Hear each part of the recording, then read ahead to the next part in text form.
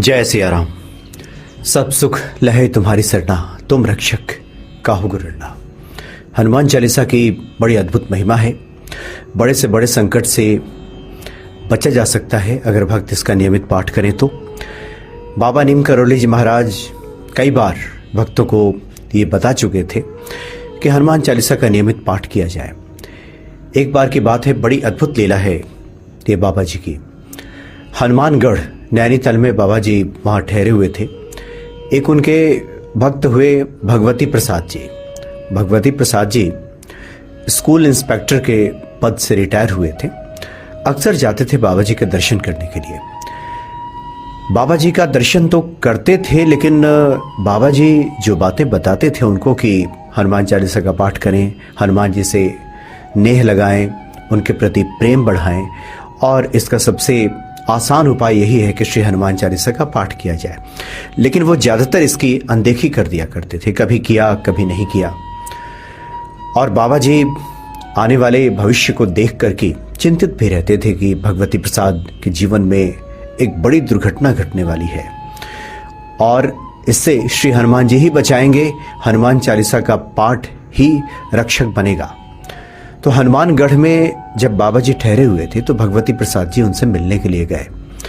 इससे इस पूरे प्रकरण को सुनने के बाद यह स्पष्ट हो जाएगा कि किसी संत की वाणी का अनदेखी करने का क्या नतीजा होता है। क्योंकि संत अगर कोई बात कहते हैं तो उसके पीछे बहुत बड़ा रहस्य छुपा होता है, कोई उसका अर्थ होता है। यूं ही उन बातों को अनदेखा नहीं करना चाहिए।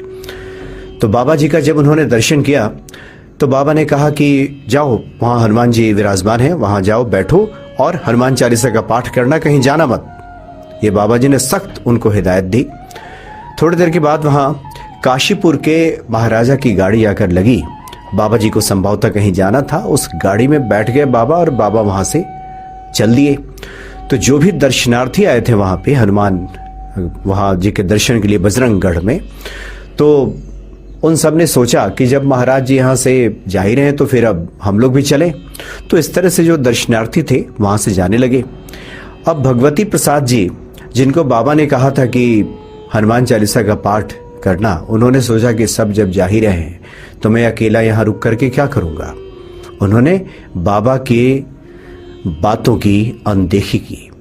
बाबा जी ने कहा था कि हनुमान चालीसा का पाठ करो, कहीं मत जाना, हनुमान चालीसा का पाठ करो, हनुमान जी का दर्शन करो। उन्होंने इस बात को नहीं माना और सब जा रहे थे तो उन्होंने कहा कि बाबा तो चले ही गए यहाँ से, तो अब सब लोग जा रहे हैं तो हम अकेले क्या रुकेंगे यहाँ। ये भाव था उनका और वो वहाँ से चल पड़े। अभी कुछ ही आगे बढ़े होंगे कि रास्ते से जब निकल रहे थे तो चूंकि पहाड़ी पूरा वो रास्ता है, जैसे ही कुछ आगे बढ़े, अभी पैदल ही सब लोग जा रहे थे, एक बड़ा सा पत्थर लुढ़कता हुआ ऊपर से आया और सीधे भगवती प्रसाद के पैर पे जाकर लगा। पूरा पैर उनका फ्रैक्चर हो गया, दर्द से करा उठे। और बाबा जी ने जो बातें कही थी कि हनुमान चालीसा का पाठ करो, उनके स्मरण में आया कि शायद बाबा जी इसी संकट से बचने के लिए हनुमान जी की शरण में जाने की बात कह रहे थे। दर्द से करा उठे। वहाँ जो अन्य राहगीर थे, जो दर्शनार्थी अन्य लोग जो आए थे, वो सब उनको लेकर के रैमसे हॉस्पिटल में गए और वहाँ पे उनको भर्ती कराया गया।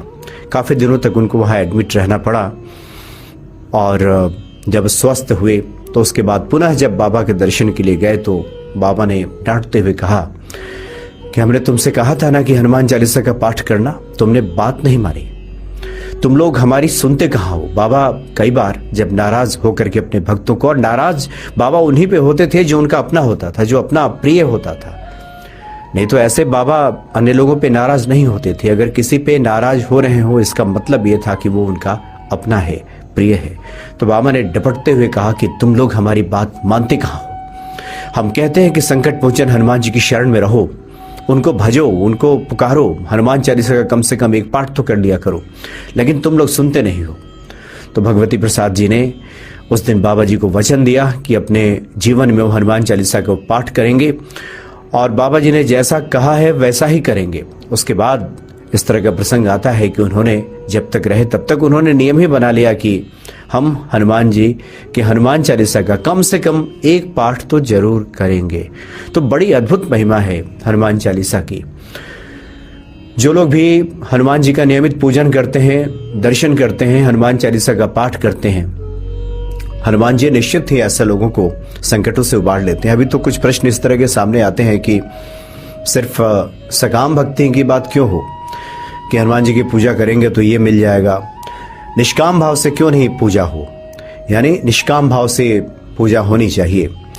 तो इस पे हम आगे बात करेंगे कि बाबा जी के इस पे क्या विचार थे, सकामता और निष्कामता। हालांकि बाबा जी के पूरे जीवन चरित्र को देखें तो बाबा जी तो दुख हरने में ही लगे रहते थे, आयतों की कृपा करते थे, और उनका तो कहना ही था कि ईश्वर की शरण में जो भी जाता है उसके तमाम दुख संकट दूर हो जाते हैं। कम से कम इस आस से ही कि संकट दूर हो जाएगा, कोई हनुमान जी की शरण में तो जाए।